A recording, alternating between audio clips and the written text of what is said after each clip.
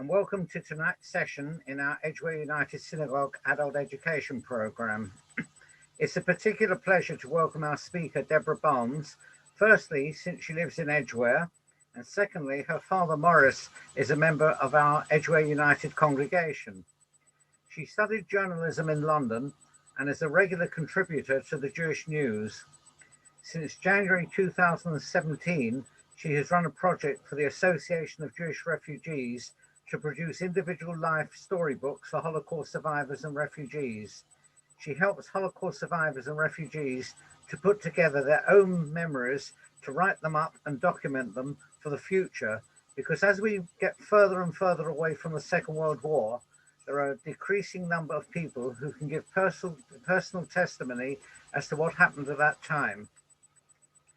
Most people, when they go to their local library, head either for the fiction or the non-fiction section. But there is an area in between, that of the historical novel. You may remember back in October 2019, we had a fascinating talk on one of the great novels of the 20th century, Vasily Grossman's Stalingrad, which illuminated that period of the Second World War that a straight history would have found difficult to match. The historical novel attempts, among other things, to convey the spirit of a past age, and whilst requiring realistic detail relating to the historical facts, can also embellish the story with imagined detail. It requires a skilled writer to get the right balance between research and creativity. Even more difficult is an adult author getting into the mind of a child or a youth and picturing how they would have felt.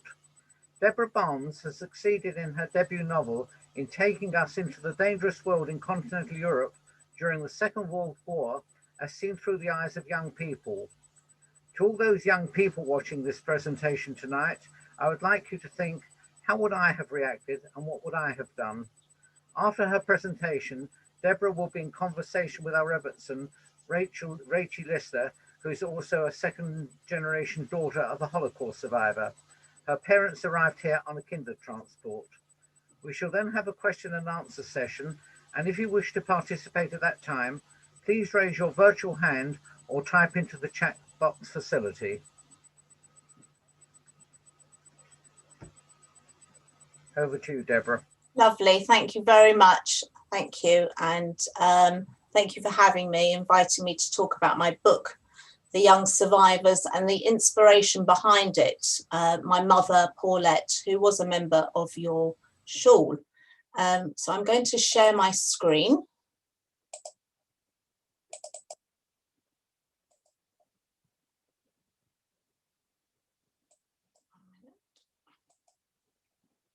Nope, wrong one.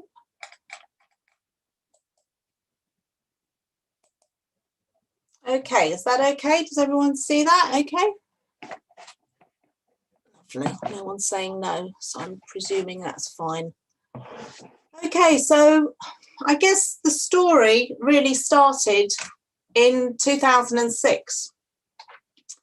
And that's when my cousin in America came across this book on the internet.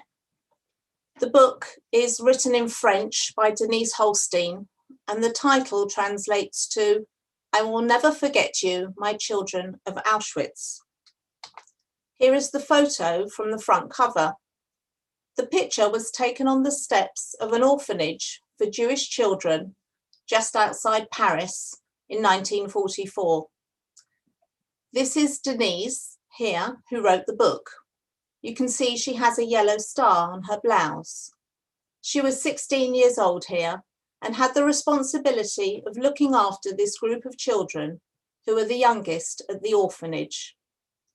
And there on the back row is my mother, Paulette, and her sister, Annette. They were twins, but they looked quite different here.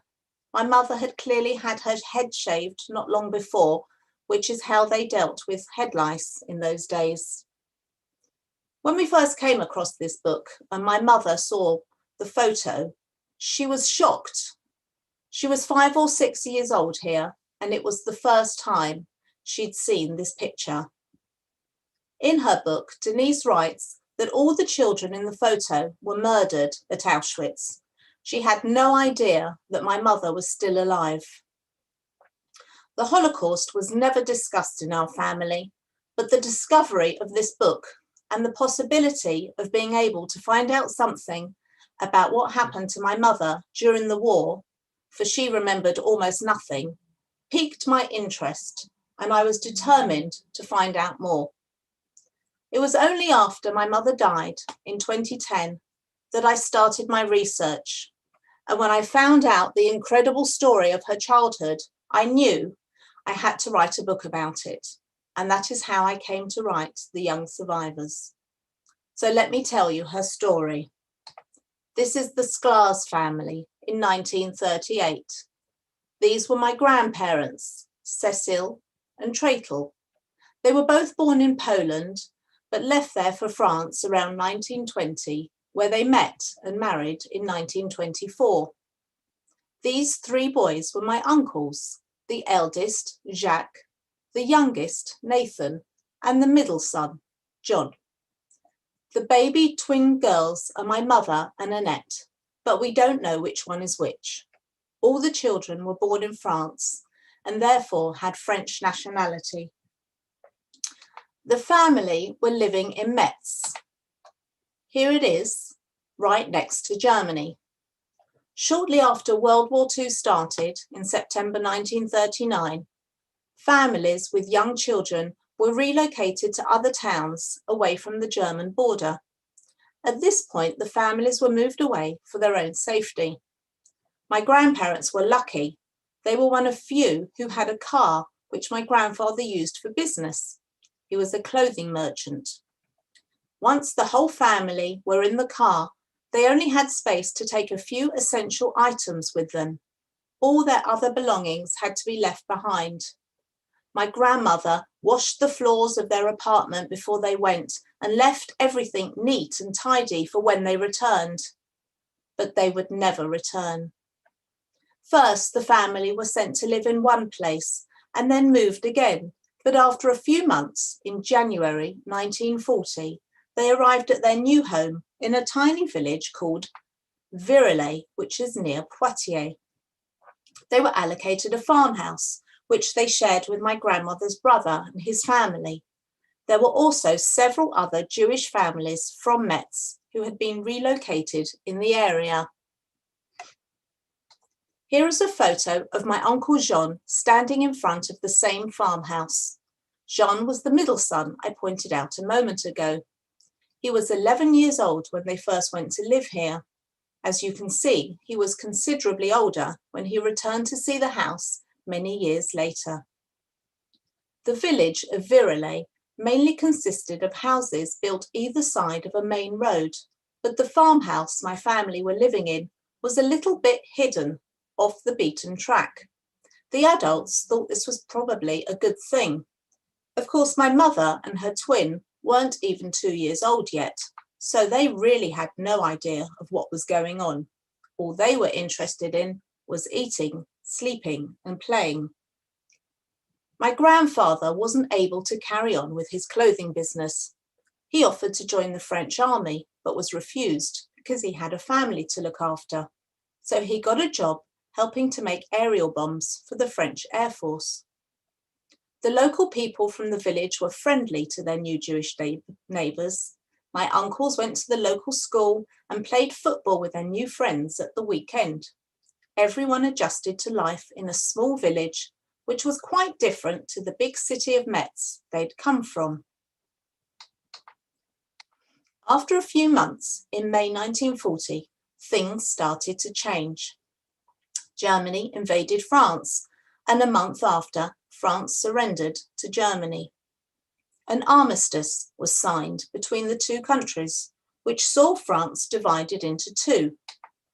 The Germans occupied the north and west, which is where my family were now living, and the unoccupied zone, known as the Free Zone or Vichy France, would be under a new French government led by Marshal Pétain, working in collaboration with Germany. The occupying Germans took over many homes in towns and cities, but they pretty much ignored the village where my family were because it really was that small and insignificant. Some German troops marched through one day, announced it under the control of the German army, and then marched on out again, much to the relief of the people living there. In October 1940, the first racial law was passed, whereby Jews were forbidden to run a business. Restrictions were brought in about when Jews could visit shops, and they were prohibited from going to public parks or cinemas. A curfew was brought in, and later all Jews over the age of 6 had to wear a yellow star with the word Juif, Jew, in French. But still my family continued to live relatively peacefully in this small village. A year later, in October 1941, further racial laws were passed, gradually taking away more and more basic human rights from the Jewish people.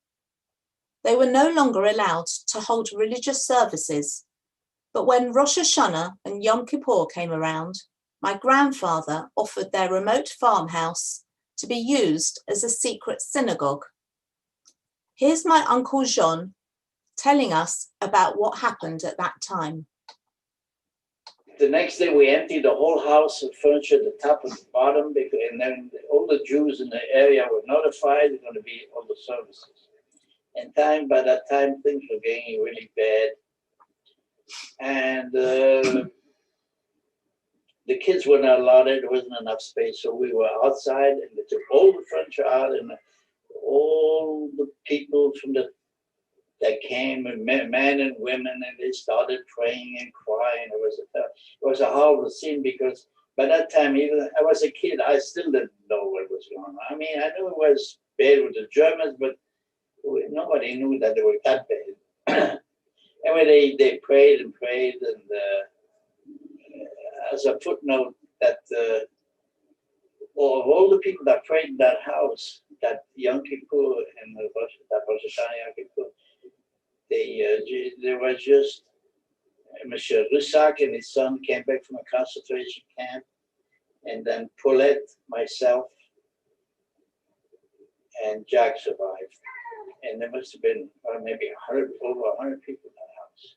Nobody survived. Everybody consequently were all arrested, and nobody came back. The following year, in July 1942, there was a knock on the door of the farmhouse. It was the middle of the night and everyone was asleep. No one heard the truck of French police and German soldiers come down the gravel driveway. My grandfather was arrested that night. The reason? For being Jewish. It was mid-July. Pack warm clothing, they told him. You'll need it where you're going. He was sent straight to Auschwitz. According to the records, my grandfather was dead just over 1 month later, on the 26th of August, 1942. He never needed those warm clothes. We know that the arresting officers only told prisoners to bring warm clothing to give them a false sense of security, and so they would hand themselves over without a fight. The cause of his death is given as kidney disease, but he was a healthy man, just 40 years old. The Nazis had a list of illnesses which they would choose from at random when recording the murder of their prisoners. And so began the dissection of my mother's family. On the 8th of October 1942, an order was given for all Jews in the area to be arrested and sent to the internment camp in Poitiers. Children born to foreign parents but of French nationality must not be arrested. However, children under the age of 6, even of French nationality, whose parents are to be arrested must be left with their parents and consequently will be taken with them to the Poitiers camp. These arrests must be made on the night of October 8th and at the latest on October 9th. The French police and German soldiers came again to the farmhouse in the middle of the night. They called out the name of my grandmother and then that of my mother and twin sister. They were only 4 years old, and so they had to go with their mother. But in accordance with the order they were following, to not arrest children over the age of 6, born to foreign parents, but of French nationality. They did not call out the names of my 3 uncles, Jacques, Jean, and Nathan, who were then aged 17, 13, and 10, leaving them alone in the otherwise empty farmhouse. The minute the curfew was lifted the next morning, Jacques, the eldest son, hurried to the Gestapo headquarters in Poitiers. He had no plan, but he knew he had to do something, anything. He knocked on the door of the office of the head of Gestapo and asked him to please release his young twin sisters, who had been arrested the night before and taken to the Poitiers transit camp. The head of Gestapo looked curiously at my Uncle Jacques, who was only 17 years old at the time. I think he must have been surprised by his chutzpah. But my uncle said he hadn't really thought about what he was doing. He was just desperate to save his young, innocent sisters. The head of the Gestapo set him a challenge, no doubt for his own amusement. He said to Jacques, "There is a cafe in town called Le Jet d'Eau. Can you tell me what it would be called in German?" Jacques knew some German from having grown up in Metz. Half of the people there spoke the language, as it was so close to the German border. So he took a guess. He said, "I think it would be called Waschenspritz in German." "You are correct," said the Gestapo. "Take this note to the French police and they will release your sisters." I learnt about this from my Uncle Jacques' Shoah Foundation testimony, because he died years before I started my research. When I heard the story, I admit I was slightly skeptical because it sounded so incredible. But later, a copy of that actual note was discovered at the Holocaust Museum in Washington, D.C. And here's my Uncle Jacques telling us what happened next. I went to the door, to the gate, and I gave the guard the papers, and I told him what it was. And he walked into the office over there, and sure enough, about a half hour later, the 2 girls came walking out, and my mother was at the gate, saying, "Take good care of them." And I put them in the wagon that I had attached to my bicycle. Did you speak with your mother at this time? I don't remember anymore, I'm talking about 1942. Did you ever see your mother again after this? No more. That was the end of it. The twins were allowed to leave, but their mother was not. In a matter of days, my grandmother was sent to Drancy in Paris, and from there straight to her death in the gas chambers of Auschwitz. She was 41 years old. The twins were 4, and it was the last time they saw their mother. Now all the grown-ups had been deported, never to be seen again, and the only ones left at the farmhouse were the 5 children, ranging in ages from Jacques at 17 to the twins aged 4. Jacques was thrown into the role of head of the family, and as such, he had to make some difficult decisions. He tried to do what he thought was best for the family, what his parents would have wanted him to do. At first, he kept the 5 siblings together, but it was soon clear that the younger children needed someone to look after them. A kind neighbour, a Catholic lady, took in the twins, while the 2 middle brothers went to live with another Catholic family nearby, and Jacques visited his brothers and sisters at the weekend. This continued until mid-1943, when a letter arrived to the farmhouse ordering the 4 younger children to report to a Jewish children's home in Paris. there was a letter from the French police came in and says that all children must report to Paris, to there was a Jewish agency, l'Union Générale des Juifs Français. And we have to stay there. They will not permit us to stay anymore in that area. That was also a big mistake, because what they were doing, they were, instead of grabbing the whole families in one piece, they were taking piecemeal. They take the father, the mother, and one kid, and the others. That was the reason for the way they were operating. Jacques was told that his brothers and sisters would be well looked after and safe there, so he made the arrangements to take them to Paris. This children's home was full of Jewish children whose parents had been deported to the concentration camps. Effectively, the children were all orphans, but no one knew it at the time. They all hoped that their parents would come home one day. The children's home was run by a Jewish organisation, but under the watchful eye of the French police and German soldiers, who were in collaboration. Every few days, a German soldier would come with a list of the children to make sure they were all still there. He wouldn't actually count the children himself. The Nazis ruled by fear, and the people running the home knew they would be punished if any of the children ran away, so they made sure that didn't happen. In this photo, you can see my mother, Paulette, and Annette, their brother, Nathan, and this is Denise, who wrote the book I told you about at the beginning. After just a week or so, my uncle Jean, then aged 14, was moved to a trade school in Paris, as he was considered too old to be at the children's home, and so continued the dissection of the family. Now only the youngest brother, Nathan, and the twin girls were still together. A few months later, the youngest three were moved to an orphanage in a suburb outside Paris called Louveciennes. That's where this photograph was taken.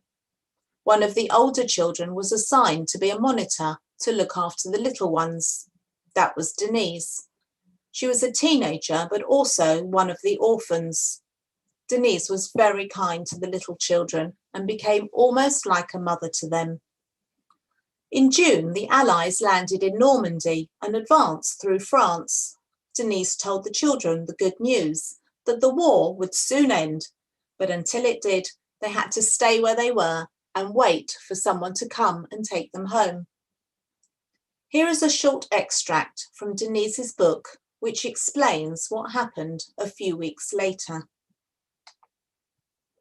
On the morning of the 22nd of July at 6 o'clock, when there was not yet anybody in the streets of Louveciennes, I saw through the window of my room a German officer and some civilians making their way towards the house.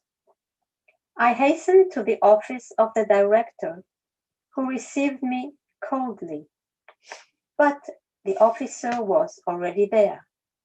He had come to arrest us, all of us. The house was surrounded. It was necessary to wake the children, dress them, and put their clothes and a little food in their blankets, for we did not have any suitcases. Apparently, the Germans were anxious that we left before inhabitants of Louveciennes awoke, so they could not witness this arrest of young children. They pushed us roughly onto a bus. The little ones didn't understand what was happening, and we told them we were going to the country. We encouraged them to sing. Me, I quickly realized we were going to Drancy. I was not too upset, for I knew that I would be reunited with old acquaintances. The end of the war was near. The Allies had landed in Normandy 6 weeks ago, and we would soon be free. On arriving at Drancy, however, I was a little less calm when I saw a large number of buses full of children. Then I realized that all the children's homes had been raided. 241 children were arrested that morning. The commanding Nazi officer said the reason was to exterminate future terrorists, while the French police considered the children to be evidence to prove the terrible crimes they had collaborated with the Germans to carry out. They were the orphans left behind after their parents had been deported to the concentration camps. Drancy was the transit camp in Paris where Jewish prisoners were taken before being sent to the camps. It was the site of a large housing estate, which was still being built when the Germans took it over. As you can see from this photo, it was quite modern in design, very different from the wooden barracks of the concentration camps. These were, in fact, the first high-rise apartment buildings built in France. I think it's quite shocking to see this type of modern building being used as a Nazi prisoner camp. 9 days after arriving at Drancy, the children were sent on convoy number 77 to Auschwitz and immediately to their deaths in the gas chambers. Denise was saved because she was older and selected to work as forced labour. My mother's twin, Annette, aged 6, and their brother Nathan, aged 12, were murdered on arrival. The convoy they'd been sent on was the last train to leave Paris for Auschwitz. Less than 3 weeks after the children were sent to their deaths, the Allies liberated Paris from the Nazis. Great Paris is now free, and very free is Paris.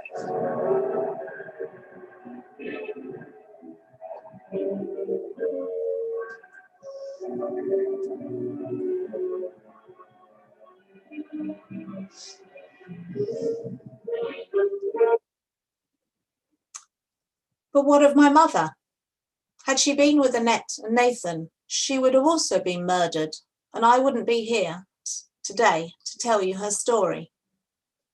Just a few days before the children's homes were raided, my mother became ill with measles and was sent to hospital in case of complications. It was the first time that she'd ever been separated from her twin sister. After a few days in the hospital, my mother started to recover, but then came the raids. The Nazis knew where my mother was. Her name was on their list. But by the time they sent a guard to the hospital to pick her up, the doctors had handed her over to some nuns to hide her in their convent.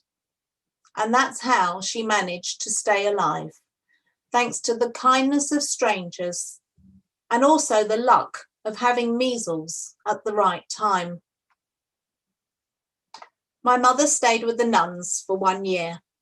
A lot of Jewish children were hidden by nuns during the war.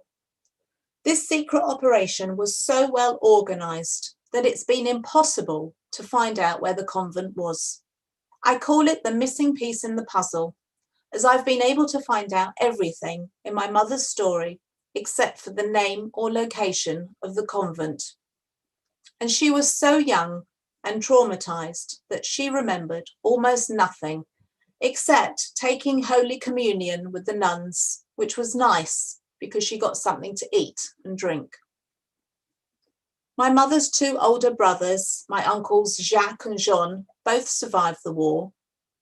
Jacques by hiding on a farm, and Jean by hiding in a Catholic boarding school. After my mother had been hidden in the convent for 1 year, her brothers managed to find her name on a list during the summer of 1945, a year after the Germans had been chased out of France, and the 3 siblings were reunited.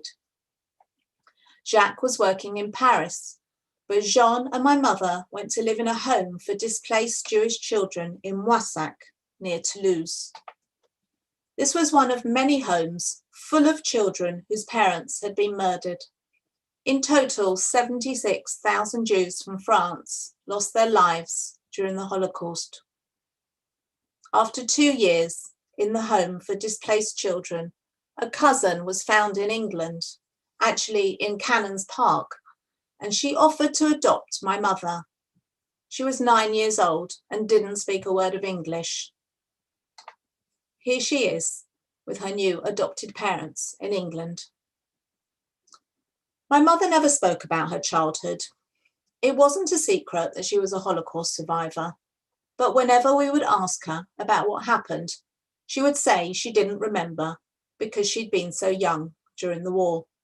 Of course, that was true, but I also think it was just too painful for her to think about, and she didn't want to burden us, her daughters, with her pain. Despite what she went through as a young child, my mother lived a full and happy life. Her 2 surviving brothers, Jacques and Jean, settled in America and also had happy lives. Jean is, in fact, still alive and well at 91 years old. Here are some photos from our family album.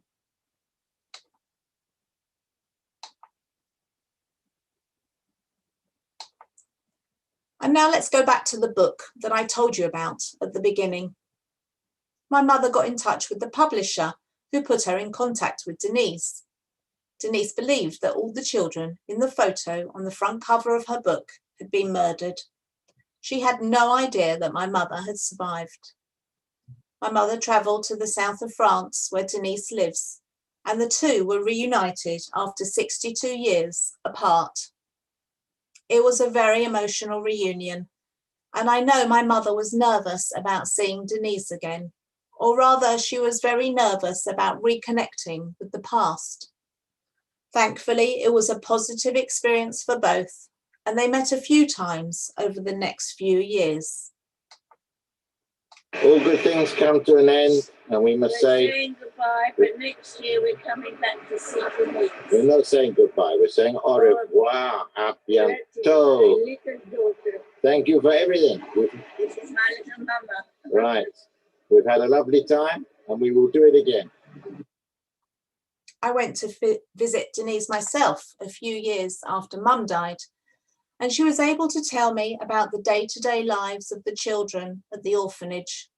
It was good to hear that they hadn't suffered any cruelty there. Denise is still alive today and living in the south of France. So now I've told you my mother's story, and you now know more about her childhood than she ever did. Mum died in 2010, and it was only after she died that I felt able to research my family history. It was kinder to leave her not knowing exactly what had happened to her family. I did my research by watching recorded testimonies, speaking to my Uncle Jean, visiting France several times, talking to local historians, reading books and trawling through online archives. Here I am with my youngest daughter at the Shoah Memorial in Paris, lighting a candle in memory of my family who were murdered.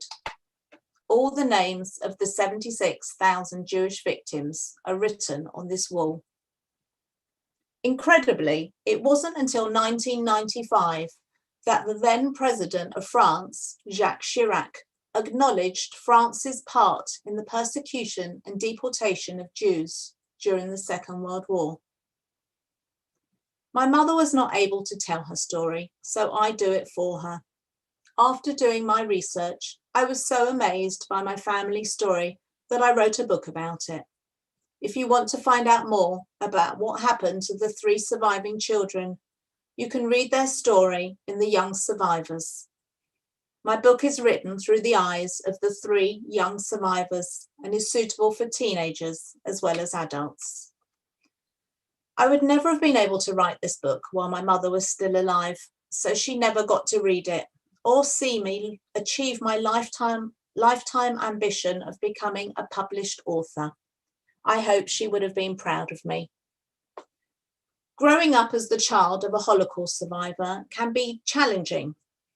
The Holocaust was never mentioned at home. We never watched films about it. In fact, I still haven't been able to watch Schindler's List. and I didn't read books on the subject. In 2010, I was invited to join a book club, and I remember telling the other members that I would love to, but please bear in mind, I don't read books on the Holocaust. Fast forward 11 years, I've written a novel on the subject, and I work for the Association of Jewish Refugees, running a project to help other Holocaust survivors and refugees write their life stories. I've joined Jewish Book Week's schools program, and I'm now a speaker for an organization called Generation to Generation, which prepares second generation to tell their parents' story to school children. In fact, I'd like to thank Generation to Generation, as this presentation has been adapted from the presentation they helped me put together for when I speak in schools. And I think we've got one more, and that's my book. Thank you very much. I'm going to stop sharing my screen now. And I hope I didn't upset my family too much. Wave to me, family, to show me. Yes, thank you. Good. They're okay. First time they've seen it. So, Rachie. I'm just speechless. It's what an incredible story. I've read your book, and your presentation just now has taken my breath away, because it's just made it so real when you actually see the family and, you know, your family that went through it, and all those pictures from the 1940s. It's absolutely incredible. I think what's the most incredible of all is that you've written this book, because, as you say, we're losing our survivors. You know, it's been a long time since the Holocaust, and it just gives Holocaust deniers a chance to say it never happened. You know, you talk about people won't speak about it. We couldn't speak about that sort of thing at home either. It's just unbelievable. I mean, it's incredible to believe for people who have been through it, never mind hearing about it. And for you to write this is it's very, very important, because your mother probably couldn't. You've done it for her, and you've worked very hard on it. And you're sort of one step away emotionally detached, so that's a bit easier. You've done the whole world and the whole Jewish community a favor with a book like this, because it's just come out. It's not something that was written 50, 60, 70 years ago. So it's a very, very valuable piece of work, because no one can say, look, it didn't happen, all the survivors are gone, and it's not being written about. It's a lie of the time, which a lot of deniers like to say. It's an incredible work. I take my hat off to you. I think it's unbelievable. Absolutely. And your mother would be so proud. She'd be so proud of you that you went and did that. I just want to say it resonates with me, because I come from that part of the world as well. And I've had a bit of a lucky escape. It could have been my mum in those orphanages. So hats off to you. It's amazing. Thank you. I have no words. It's quite amazing. It's an amazing thing you've done. Well done. Thank you very much. So I can see you're a bit emotional. I don't know if we should carry on.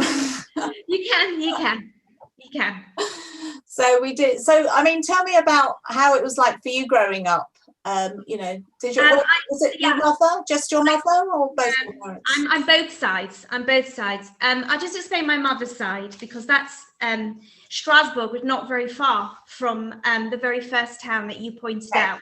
Yeah. Very near the German border. My grandfather, who was very newly married, escaped to Strasbourg over the French border, because he was wanted by the Nazis in as early as 1933 for being a student anti-fascist activist. And a lawyer, a colleague, tipped him off and said the Gestapo were going to come for him that night. He should go over to the border to Strasbourg. So he went over to Strasbourg, and my grandmother was pregnant with my mother, and my mother was born in Strasbourg. And they lived there, and they left Strasbourg when my mother was 2, because they didn't like what was going on. I think they left my mother was born in 1933, and they left in 1935. I remember my grandmother telling me that she was hanging out the bedding on the balcony. They used to air their bedding, and underneath her balcony, the German soldiers were marching, and they were singing an anthem, and they were singing, "When the Jewish blood drips from our sword, then we will be victorious. And they went under her balcony and she said, right, if they're singing it, they'll do it. We've got to leave. So they left and they came to the UK. It wasn't easy, but she had 5 children. So had she stayed in Strasbourg, all of those children probably would have been carted off to orphanages or who knows what. So that's my mother's side. My father came as a 2-year-old. My grandparents left when my grandfather was arrested on Kristallnacht in 1939 and put in a labor camp. And he didn't like the look of it. And he said to the Germans, I'd like to sell my business. He had a property business, shops, and let me out to sell the shops. And he didn't. He planned it very carefully and he left with his wife and his 2-year-old son and very little money. But he put all his money and bought a car and shipped it to England. So this car, worth a lot of money, arrived 5 months later to the UK. And that's how they survived. So I'm pretty lucky to be alive. I'm pretty lucky to be here. When I see a book like that, you realize that we're all lucky to be alive for various reasons, whether we were persecuted in Europe, we've been persecuted in Russia, we've been persecuted all over the world over the generations, we are here. And we Jews are still going. And that was the promise that God made to us. He made to Abraham that as long as there's a world, there will be Jews. And as people will always try and stamp us out, whether they're Nazis, whether they're whatever they are, whether they're Russians, whether they're Crusaders, whether they're Muslims, they will try and stamp us out. They will never, ever succeed. But unfortunately, along the way, you get this kind of carnage, which is heartbreaking. It's just heartbreaking to think of these children. It's just, yeah. How cruel can people be? Where does this cruelty come from? Where does it even exist in humanity? That's the biggest question. You know, not where was God in the Holocaust, where was man? It just beggars belief. And I think it's easier for us to sort man out than it is to sort God out. So, you know, the biggest lesson is just to be kind, be good, and look after each other, and Jewish continuity. And in a book like this, Deborah, that's what you've done. And you've done it now. It's really breathtaking. I couldn't have done it earlier. No. As I explained. But it's when I think about the children, that's what keeps me going. You know, because every time I do this presentation, I get upset. And every time I think about it and about them, I get very upset. But it's the knowing that I have to tell other people. It's to keep their memory alive, to keep, you know, the stories going. My father's father, who came to England, was one of 7 children. There were 3 boys that survived because their sisters got them out, helped them to get out. One went to Australia, got to Australia, the other one to Palestine then, and my grandfather to the UK. But there were 4 sisters as well, and they had families, and they didn't get visas because they didn't think it was dangerous for the women and children. It didn't occur to the Jewish community that the Nazis would murder women and children. So my grandfather and his 2 brothers survived, and the 4 sisters were all gassed with their husbands and their children. And, you know, for Nazis to put children in a gas chamber, it beggars belief, and that's why it's so easy to deny it. And people like David Irving, he has, you know, a walk in the park to deny that because it's just beyond belief. And what about the people who say, well, it happened so long ago, time to get over it and stop playing the Holocaust card, and you're not the victims, and I just get so angry. Yeah, it's not about it happened so long ago. Firstly, 80 years is not long. That's not what they're objecting to. They're objecting to the fact that there is this evil streak in humanity that can strike again. That's what they don't want to hear. You know, they're not interested. They don't mind hearing about other histories. They don't say, get over Hadrian's Wall and get over, you know, they don't want to hear that streak of humanity is still there. And that's why every year we have a Purim story. We're going to go and hear, you know, blotting out Amalek's name. It's about the evil that exists in the world that has to go and has to be controlled. So that's what makes them feel uncomfortable. It's their own, the fact they can't face that it's out there in humanity. but it's shocking. I mean, I know about it. I'm from this background and I've watched your slides and I can't believe it. I just tell you, Deborah, I couldn't watch Holocaust films. We didn't discuss Holocaust at home. We didn't discuss Germany, and my father wouldn't have it. It was too painful for him. And I couldn't watch Nazi films. I couldn't read books.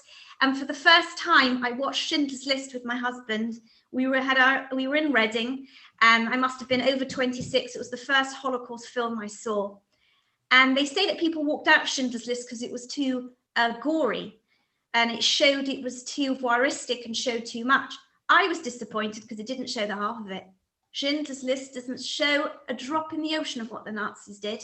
And I know Steven Spielberg worked very hard to propagate what the Nazis did, but you know, it doesn't show it. So actually it's all so new to me, and I've learned so much apart from my research since I've been working at the AJR. I've learned so much, and we have an educator there who said that he gets so angry when people talk about Schindler's List, and I'm guilty of that, because how can you have a film about the Holocaust and apparently, and obviously I haven't seen it, but apparently there isn't one Jewish character who speaks in the whole film. So, and he's very angry about that, because how can you have a film that talks about the Jews and the Jews aren't even given a voice?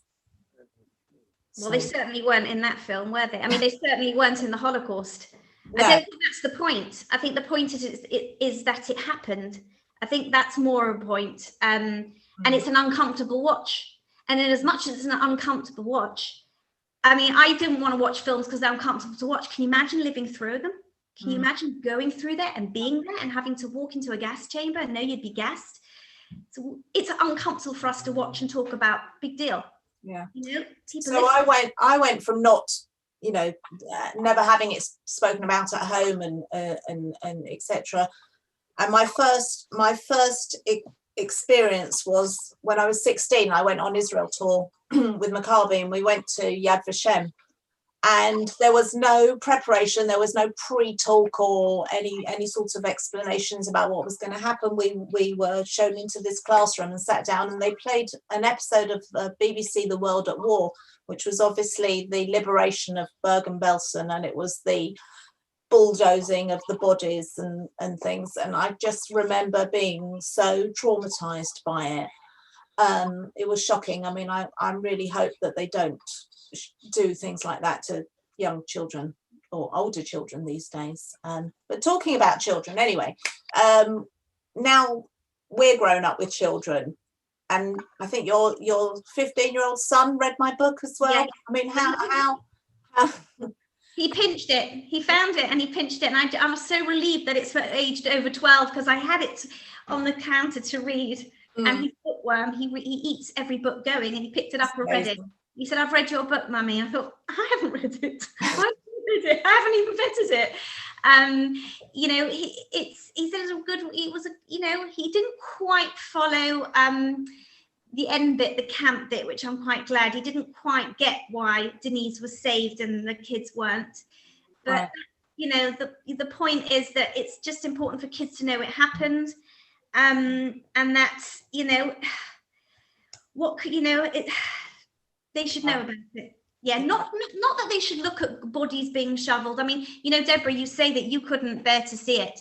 In the Nuremberg trials, the Nazis were there to watch it. They said that Himmler nearly passed out because he had a spot of blood splashed on him from one of the mass shootings, and Hitler, Yimach Shemo v'Zichro, may his memory just be blotted out, he would never visit the camps.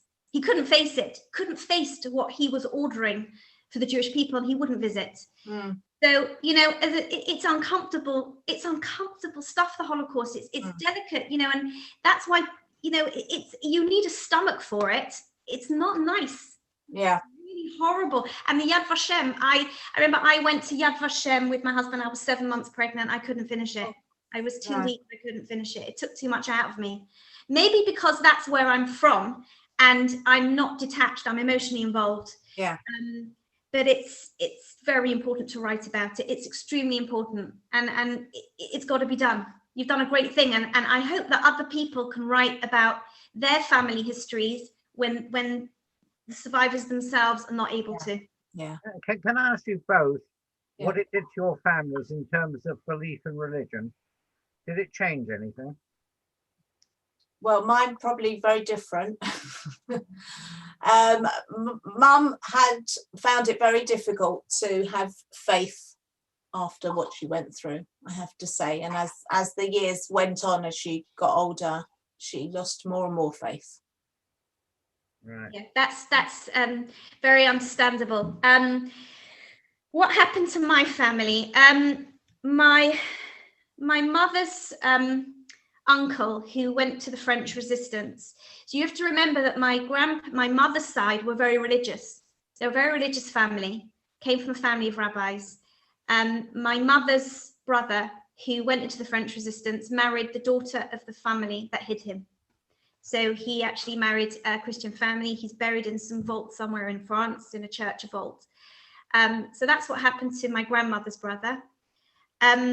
My father, who comes from a totally irreligious background, and this is very interesting. My grandparents were Reform Jews. My father was brought up with nothing. They kept nothing at all. My father became religious in Oxford at the age of 17. I don't know if being a refugee kid had anything to do with it, but I'm probably religious just because my father became religious and married my mother. So my great aunt was buried in Harrow Reform about 5 years ago, and I went to her funeral and her stone setting. So I come from a Reform background that was probably shoved into religion. Now, it's funny because people reacted differently in the Holocaust. Some people felt God carried them through it and they survived, and some people came out very angry. And it's not really for us to judge what people went through, and we learn that God does not judge people when they are in pain, and we learn that from in the wilderness, when the Jewish people complained about not having water and they were angry at God. God says, I don't listen to when people do things wrong or are angry with me when they're in pain. So it's not really for us to judge. But having said that, we are still here, and Am Yisrael Chai, and it's our duty to carry on and not give Hitler what he wanted, which was to wipe us out. Whether he wanted to wipe us out physically or religiously, he wanted to do both. He certainly wanted to get rid of us. And I, for one, am not going to give him that satisfaction. I'll just tell you a cute story how my parents came back to Germany. My father did business in Germany because they got it back after the Holocaust. And when we went to holiday to Switzerland, we passed through Germany. My father would deal with a few things. And we came to a hotel, my mother, my father, and I'm one of 6 children. And the hotel owner turned round to my mother and said, "What's going on, all these children?" And my mother couldn't control herself. And she said, "We're making up for Hitler's work. That's why there's 6 children here, because you've been busy murdering us all in the last generation." And my father was furious. He was so embarrassed. He was furious. But we need to keep going. The truth is, we need to keep going. We mustn't lose heart. And although people may become less religious as a result of the Holocaust, we can't let Hitler finish us off. We won't have it. We won't allow it. So we do have to keep going. Do you have any advice, both of you, to give to the 3rd generation? I mean, I always say, like, I've got 2 daughters. I think they're still watching tonight. I don't force anything on them. You know, when they're ready, if they're interested, if they want to help carry on the legacy, that would be great. But it's completely, up to them. It's worst thing you can do is try and force something. So hopefully one of them will pick up the mantle and help keep the legacy, the family legacy going by keeping the stories alive. Just keep telling the stories. They'll be talking about me once I've gone. Yeah, and I think it's looking forward. I think it's looking forward more than looking back. I think one can look back, and one should look back, and one should look at the past and see what's happened to us. But we Jews are not about the past, we're about the future. And that's exactly what that's exactly what we're meant to be doing. We're meant to be continuing and focusing much more on the future than what's happened to us. So we take our Jewish history and we use it in a constructive way to go forward, not to stop. That's not what we're meant to do, because you can just freeze. With all the Jewish persecution, you can just stand there and freeze and think, now what can I do? You know, I'm stuck. We're going to be finished. We're going to be doomed. Someone's going to come and kill us. They're going to try.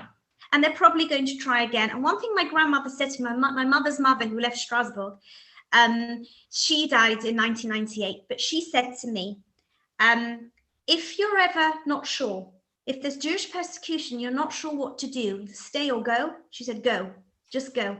Just pick up everything and leave. Don't hang around for your possessions. She said that the houses, the businesses, they killed the Jews in the end because they wouldn't leave. They didn't want to leave their stuff.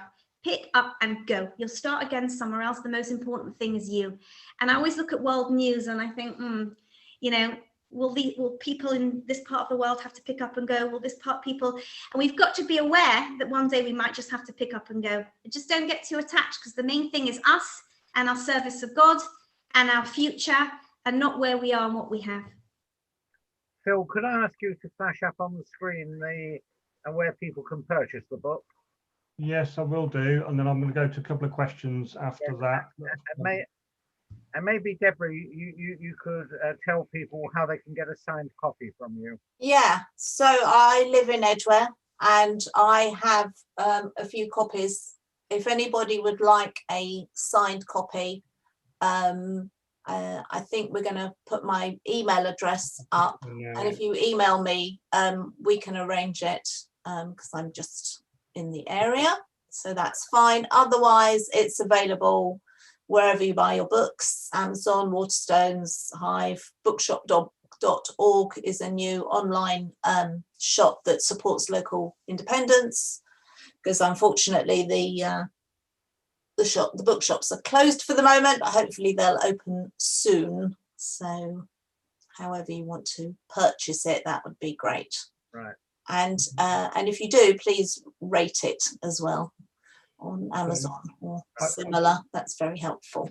We're going to bring people in with Yeah, questions. So I'll leave it to you, Phil. Yeah, just before we bring great fans. Yeah, just before we bring Richard in, Deborah, there's a message on YouTube which you won't be able to see, so I'm just going to read it out for you. It's from Doreen Brown, and she said, "Dear Deborah, as a close friend of your mum, I know she would be so proud of you." Thank you. Thank you, Doreen. Right, I'm going to unmute Richard, or Rivka, I'm not sure who wants to ask a question, as you can see both of you. You should be able to unmute yourself now. Hi, Deborah. Hello. So, can you see? Can you see what I've got in front of me? No, I can see the sunflowers, but I know you've got it. I know. I asked Richard to take the sunflowers off. I've got your book right here.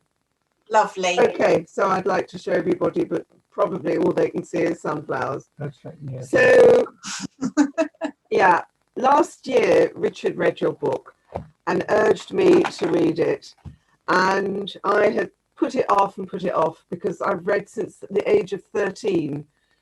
I couldn't say how many books about the Holocaust, and I said I can't read anymore.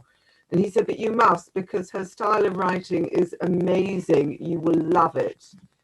And I did, and I finished it last week. And I was really sad to finish it because your style of writing is fabulous, and you must continue writing. Oh, thank you. Whichever direction you're going to write, you should. It's beautifully written. It's poignant. I sobbed my heart out. But I want to ask you, have you changed the names in the book? I have, yes. Because I remember when I started watching, I said, but those aren't the names in the book, that you know, of your family and your sisters, the twins. And that's so sad. They never saw each other again.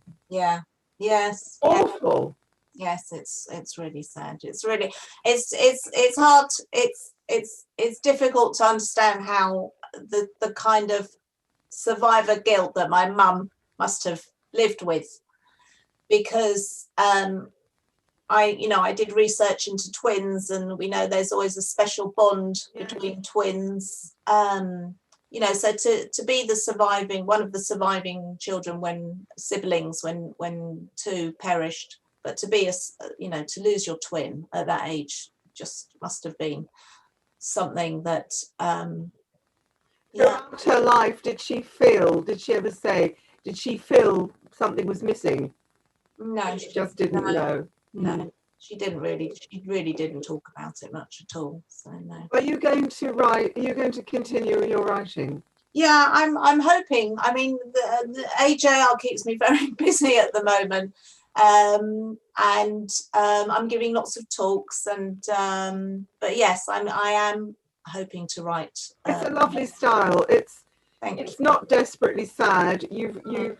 You've spoken about all the facts in a really user-friendly way. As I say, it's poignant, it's beautiful, and we both of us loved it. And I've been nagging Richard to give me your email address. I wanted to write to you last week. Well, you have it. I've only got Adam's at the moment. You and everyone else have it now. We've just put it up on screen. Phil, do we have another question? So no more questions currently. I'll say if anyone would like to raise their hand, virtual hand, because I can't see all the screens, or put something in the chat, that would be great. So we've got quite a lot of people on YouTube. So those of you on YouTube, if you want to put a message on the chat or question on the chat as well, I'll relay it. No, I don't think. Right. No questions. Okay. Well, well, this session will be available on the Edgeway US YouTube channel if you wish to view it again or wish to recommend it to others. You can find many of our past sessions on the Edgeway US YouTube channel and our current program on the website www.edgewayu.com. Our next session will be on Tuesday, the 2nd of March, when Dr. Jonathan Boyd, the Executive Director of the Institute for Jewish Policy Research, will be speaking on the religion question in the 2021 census. I'd like to thank Debra for her fascinating talk tonight and her discussion with Rachel. We're reaching the stage where we're increasingly reliant on the second generation of the family of Holocaust survivors and even their grandchildren to keep the flame of remembrance alive. We're most grateful to you for sharing your insights into what happened and hope that it will stimulate an interest in all who have viewed this session tonight.